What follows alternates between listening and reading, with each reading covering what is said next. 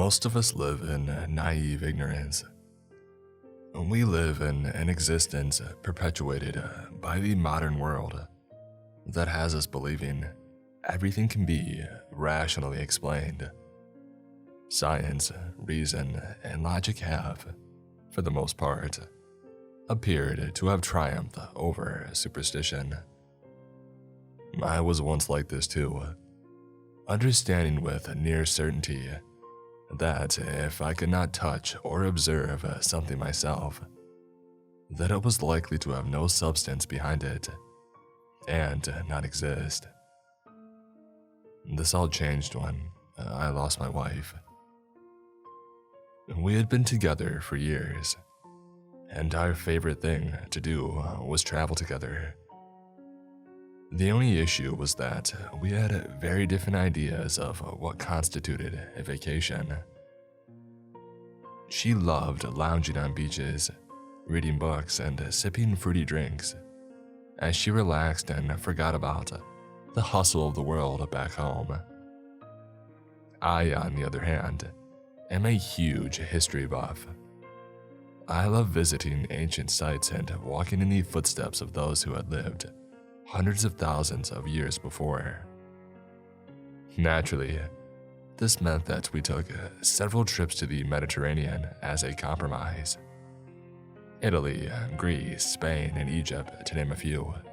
All places where you can easily find new beaches and historical sites within a stone's throw. The pandemic, however, really put a stop to our plans for several months. As we were on lockdown and constantly working from home, the idea of a getaway started to become more and more appealing. Unfortunately, no place in Europe would take us at the time, having closed off their borders to Americans. However, we did find a place which was accessible to us: Mexico. The more that we looked into it, the more perfect it began to seem. Countless beaches and resorts, and if we chose the right region, we could easily take a day tour to some Mayan ruins. We would both get what we wanted, and also finally be able to get out of the house for a little while. I booked us the plane tickets and the resort room, and in a few weeks, we were packing and getting all ready for our trip.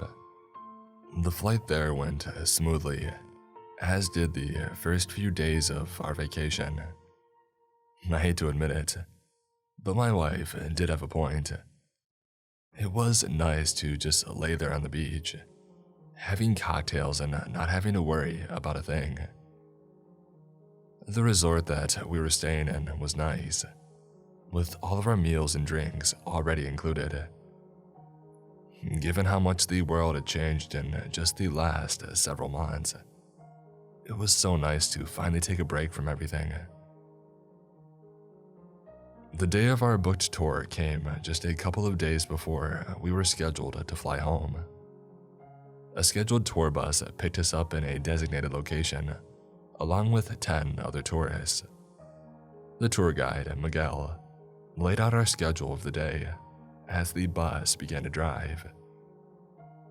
We would first be taken to the ancient Maya ruins of Chichen Itza, followed by a lunch at a local restaurant.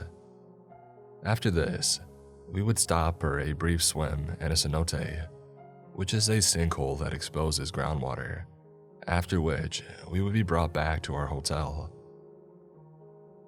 I found walking the ruins of Chichen Itza very interesting. Miguel took us all on our guided tour of the site, explaining the ancient way of life of the Maya. He went into great depths about their gods, such as Itzam, who appeared to be the head honcho among all the gods, the rain god Chak, and Ekchua, the god of human sacrifice. Although she wasn't nearly as intrigued as I was, I could tell my wife was feigning fascination for my sake.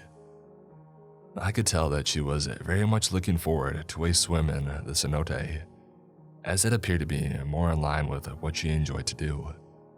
And of course, it would give her some pretty epic picture to put up on her Instagram. Once we had finished touring Chichen Itza and had finished eating our lunch, our tour bus took us to the cenote. I must admit, it was very picturesque. The light coming in from the top of the sinkhole gave the water an exceptionally light blue appearance. The limestone surrounding the interior of the sinkhole gave it a much more surreal form. We were told that we had an hour in the cenote, which was plenty of time to swim around and take pictures. True to his word, within an hour, Miguel had called us all back, saying that time was up and that we had to return to the tour bus. Of all the tourists, my wife and I had swum the furthest away from the crude ladder that was used to get into the water.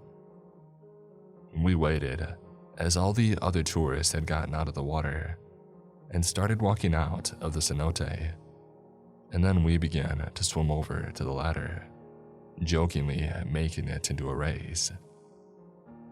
Childishly ecstatic that I had won, I climbed up the ladder first, with both of us laughing over the moment of fun that we had just had. As I made the transition from the last step of the ladder to the platform, I heard a splash and some air bubbles. I turned around, only to see that my wife was no longer there. I thought it was a joke at first, so I just stood there, with my arms crossed and a smug look on my face, waiting for my wife to breach the surface of the water, laughing. 10 seconds, 30 seconds. After a minute, I became worried. I jumped in to find her, but the cenote was too deep, and the visibility under the water was not great to begin with. I jumped out, barely noticing that it had started to rain, and frantically ran to Miguel, hysterically explaining everything that had happened. The authorities were called in, and they came with some diving equipment. They frustratingly took their time, believing that after all the time had passed since my wife had gone missing, that this was not a rescue, but a body retrieval. They spent what seemed like hours diving in the cenote, but they couldn't find any trace of her. They appeared to want to just give up and go home. I pleaded with them in hysterics. I didn't know any Spanish, and they knew very little English. Most of the translation between us was being done by the tour guide, Miguel. As I sank to the ground, about to break into tears, one of the officers patted me on the shoulder. I looked up at him. He was an older man, probably in his 50s or 60s, probably not far from retirement. He had a look of pity on his face. "I'm sorry, mijo," he said. "The old gods, they still take sometimes." With another pat on my shoulder, he walked to join his comrades in the police car. I was shuttled back to my hotel, sitting in a dumbstruck silence. All I could think about was what the old officer had told me. The old gods, sometimes they still take. Upon returning to our room, all I wanted to do was lay down and cry. Just 12 hours ago, I had my wife here with me, and now I was all alone. I couldn't though.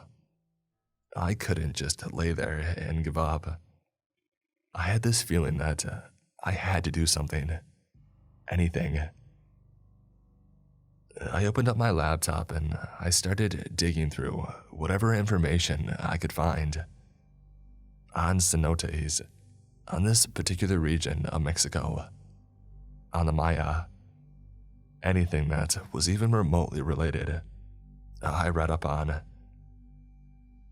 I found out that within a reasonable drive of where I was staying, there is a region of Mexico that remains heavily populated by Maya, who still follow some of the old traditions and beliefs of their ancient ancestors. As soon as the sun rose, I rented a car and made my way in the direction of this area.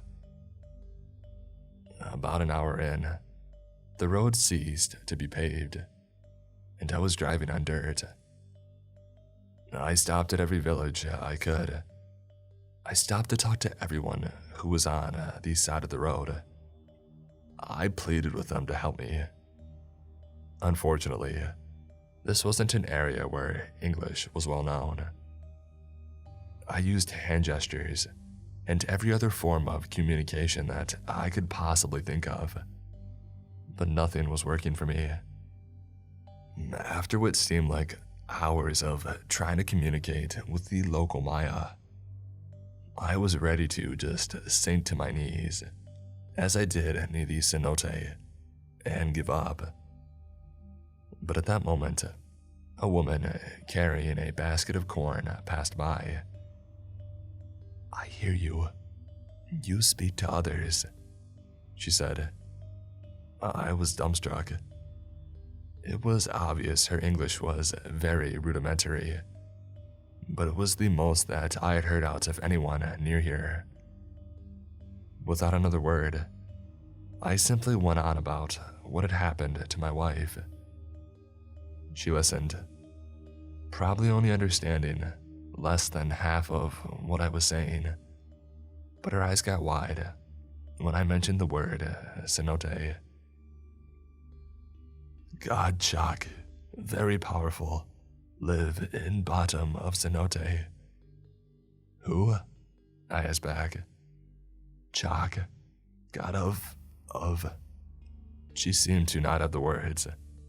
She pointed to the sky, and then made a gesture with her fingers coming down. "Rain," I exclaimed.